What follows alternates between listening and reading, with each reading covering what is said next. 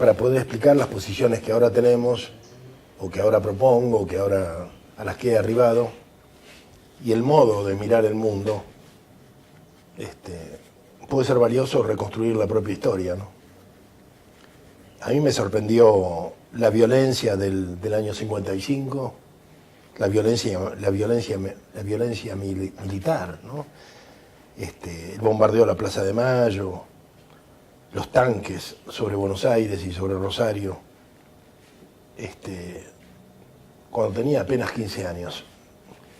De manera que fui lanzado a la violencia, a la resistencia, junto con muchísima gente que no aceptó el estado de cosas que se daban.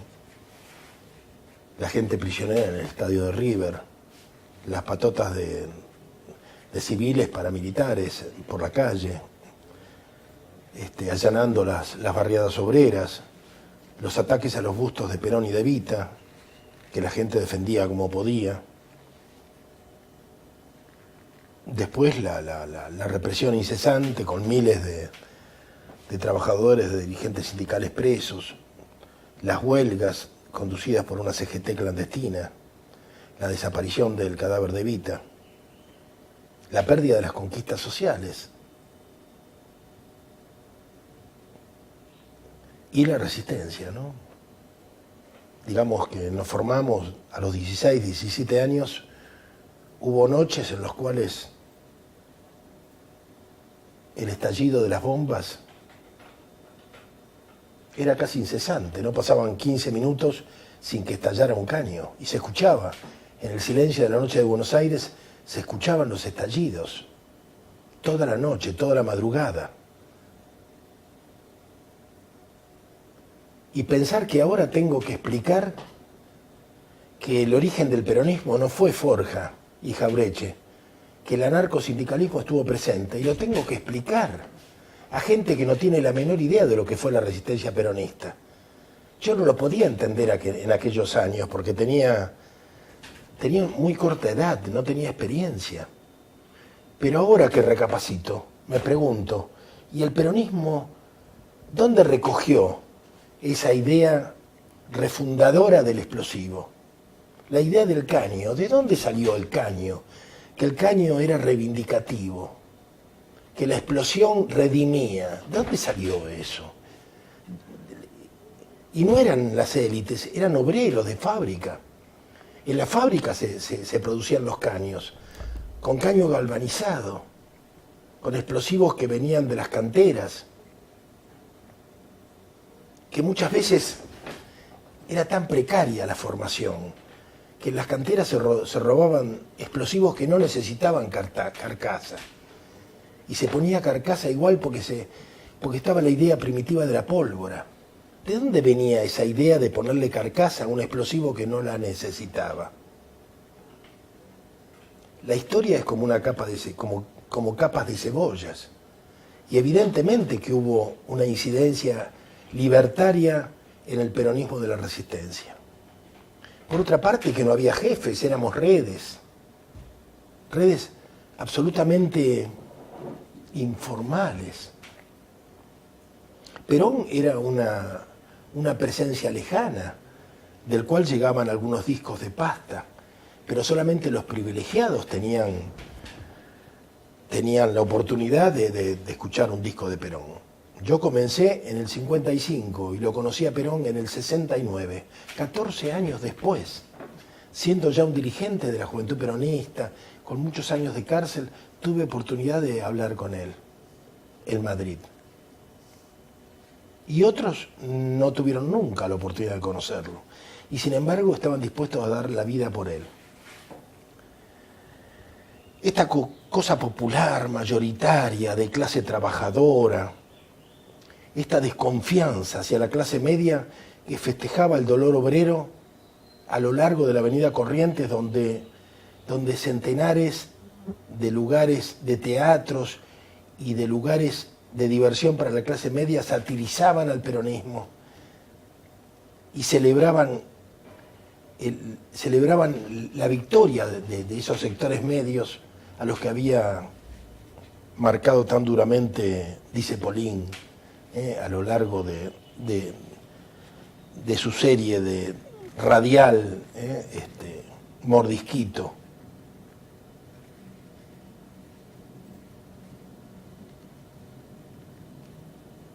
¿Cómo nos van a hablar de ser clasista? Yo a veces me reconozco infinitamente o enormemente clasista, porque lo vivimos terriblemente en aquellos años en que la ciudad de Buenos Aires quedó en manos de grupos parapoliciales o paramilitares, que eran los comandos civiles, y donde la batalla tuvimos que darla cuadro por cuadra, esquina por esquina, hasta que pudimos restablecer una situación de equilibrio en la cual hablar de peronismo significaba, por lo menos, que no te mataran, que no te trompearan, que no te patearan, como a tanta gente que yo vi patear, de manera espontánea por los que andaban simplemente paseando por la calle. Porque ser peronismo era algo vergonzante. O sea que sobre esta lucha se fundamentaron muchas de las legalidades que hoy tenemos y de las que disfrutamos. Por supuesto que han pasado muchas cosas. Entre otras, algo que nos pasó a nosotros y que les pasó a muchos otros en el mundo, que nosotros luchábamos por un proyecto de revolución. La idea de revolución era algo por lo cual, en aquel entonces al menos, valía la pena jugarse la vida. No era solamente el retorno de Perón, por el cual la gente estaba dispuesta a morir. También la idea de revolución, porque el retorno de Perón implicaba la revolución. Hoy la idea de revolución no existe más.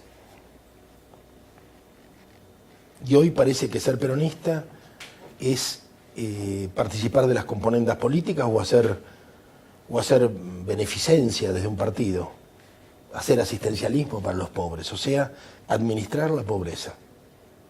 A ninguno de los peronistas connotados que participan de la vida política argentina se le ocurre en absoluto cambiar el orden impuesto. Piensan administrarlo. No importa el nombre de los candidatos, ninguno de ellos pone en cuestión el modelo, ninguno. El modelo del agronegocio, de la dependencia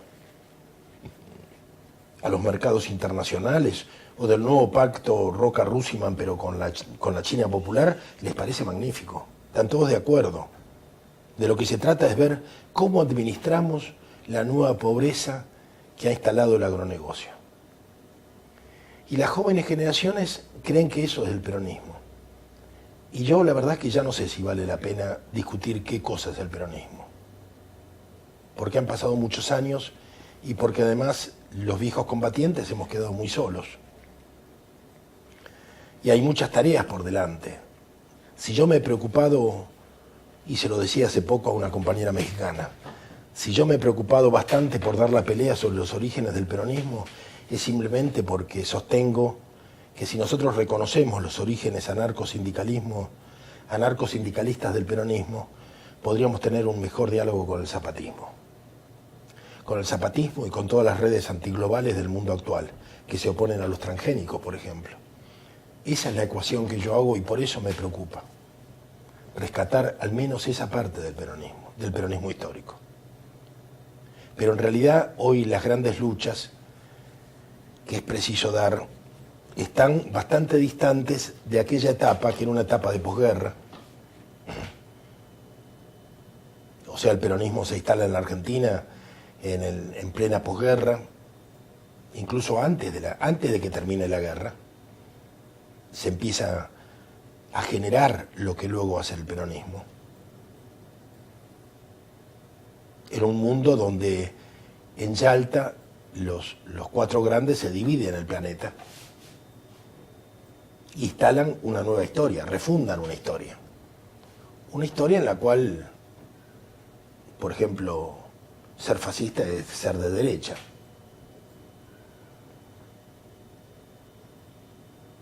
Y donde ser nacionalsocialista, por supuesto, es ser derecha. Total, son los vencidos. ¿Quién puede reivindicar que en realidad todos los movimientos autoritarios que produjeron la Segunda Gran Guerra van a surgir de la Internacional Comunista, del Cominter, y que fueron internas entre los internacionalistas, unos más nacionales que otros, los que llevaron a Europa a esa guerra terrible, a esa guerra espantosa. Y que fueron diferentes versiones del autoritarismo las que se impusieron unas sobre otras, no mejores ni peores. Es mentira esto de que se impuso la democracia. Se impusieron nuevas formas de colonialismo. El mundo se repartió de otra manera. América Latina aprovechó la oportunidad para generar procesos de liberación nacional. Porque había una voluntad férrea, había un proyecto nacional. Hoy también hay condiciones, siempre las hay, pero hoy hay condiciones nuevas que no podemos aprovechar simplemente porque no tenemos ninguna dirigencia política.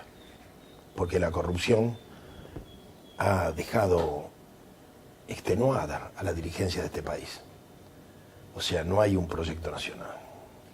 No hay un proyecto de país siquiera. Se ha impuesto una izquierda cipaya. Lo peor quizá que nos podía ocurrir. A veces uno echa de menos la derecha, realmente, cuando tenemos un ministro de Economía que se confiesa marxista-leninista y que firma un pacto con la China Popular que es similar al de Roca Russiman. El pacto en el cual la Argentina pasaba a ser una piedra preciosa más en la corona en la corona de los reyes de Inglaterra. Ahora somos una estrella más en la bandera china. ¿Y qué? ¿Cuál es la diferencia?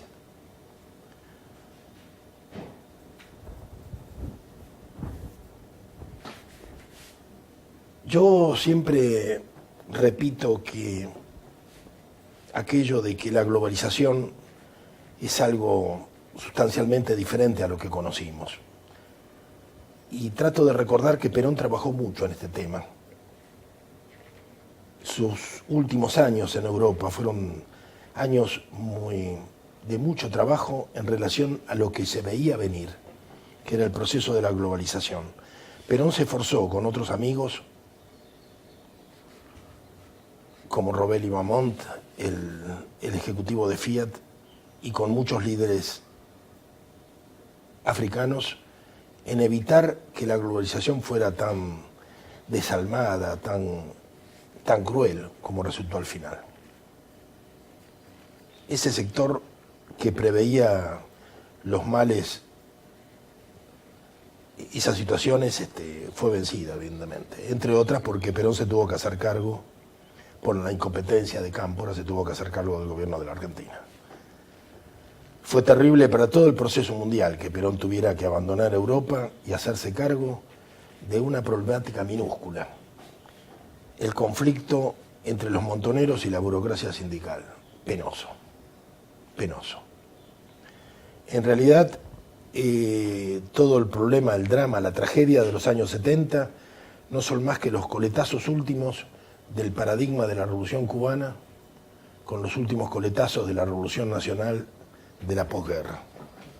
Un conflicto que Perón y otra gente como el Che Guevara se ocuparon de limar, y por eso algunas de las entrevistas de Perón con el Che.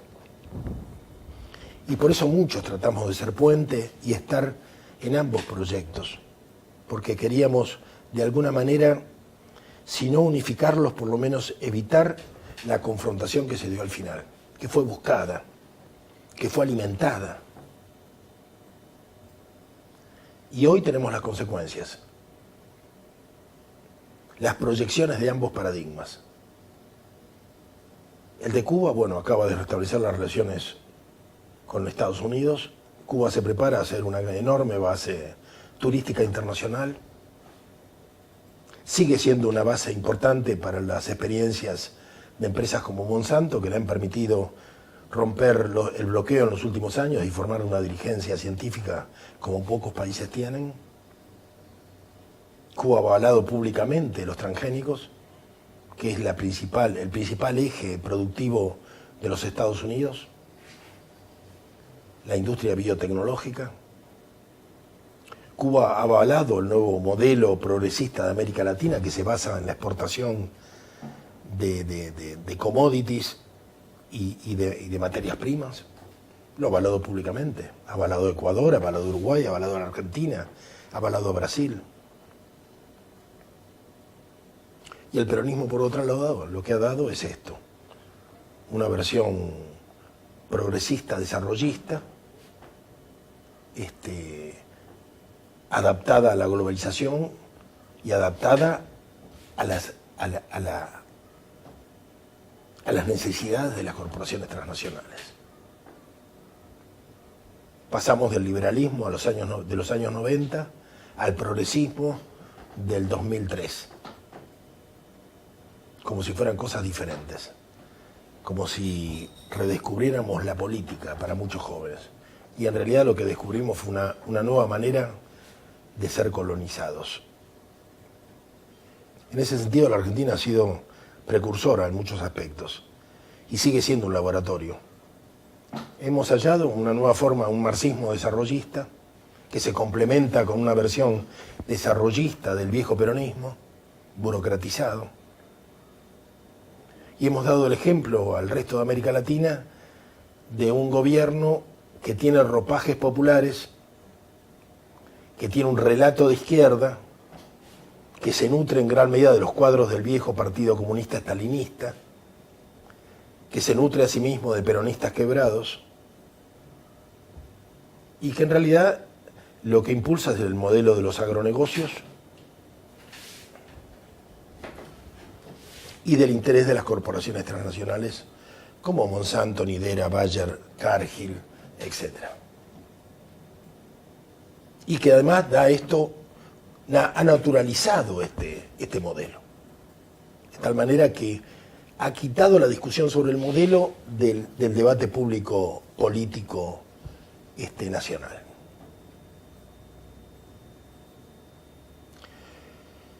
En este sentido,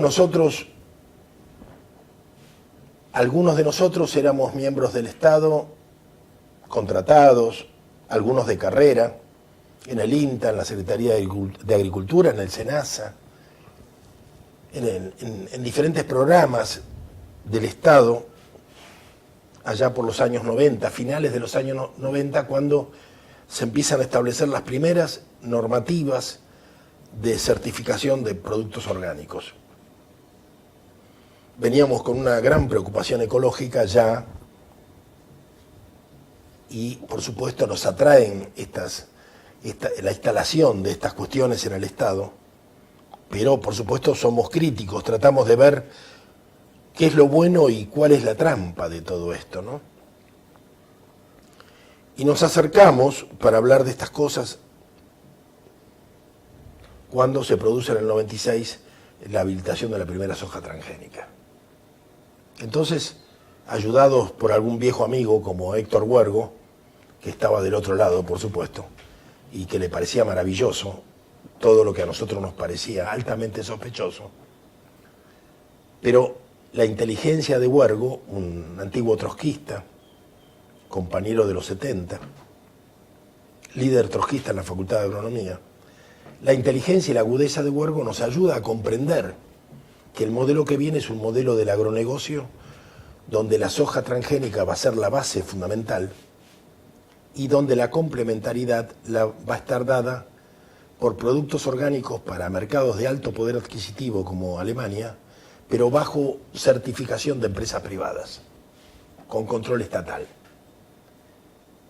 Y ahí se nos cierra el hecho de entender que se estaba elaborando un modelo, que había una inteligencia detrás de Cavallo y detrás de otra gente, que estaba instalando un nuevo modelo, para el cual todavía no teníamos un nombre. Yo recuerdo que una vez le pedí a un economista de uno de estos equipos que quería conversar con él, como viejo compañero de la facultad, de hombre a hombre, le dije, necesito tomar un café con vos. Y le pregunté, ¿cómo ves esto? ¿Qué va a pasar? Y me acuerdo que me dijo, y estoy hablando del año 95,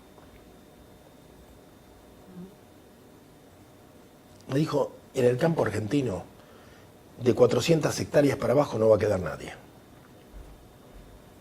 Excepto los que tengan 5, 6, 7, 8 hectáreas. Esos van a quedar. Pero de ahí nadie más. Los pequeños desaparecen. Yo no entendía. Digo, ¿y por qué van a desaparecer los que tienen 300 y no van a desaparecer los que tienen 5. Me dice, porque los que tienen 5 hacen cultivos variados o te ponen las fichas en diferentes colores.